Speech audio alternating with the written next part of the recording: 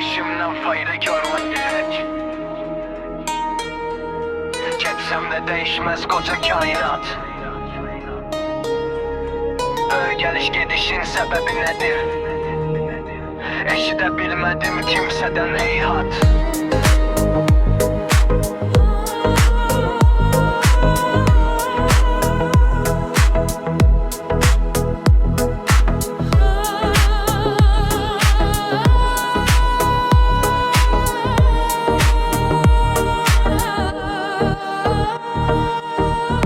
Sen ağıllı bir insanla iç, yayınca gülüşlü bir cananla iç. Çok içme gizlin içmeye alışma iç. Sen xumar gözlü bir ceyranla iç.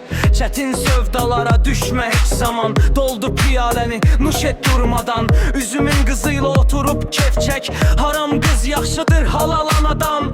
Biz geçse yine duracak cahan. Bizden kalmayacak biriz bir nişan. Biz yokken çekmirdi o hiçbir zarar. Geçsek de görünmez onda bir nöksan. Ey dostama üçün gezip dört yanı.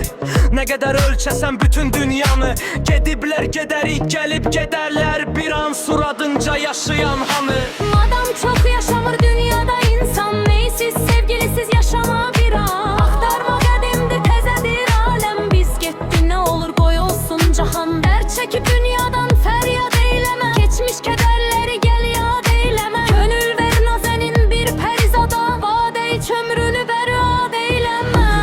Sabaha yetişər mi əd? Xəyaldır sabah üçün bəslənən əməl. Könlün oyaq ikən vaxtı itirmə. Daim yaşamağa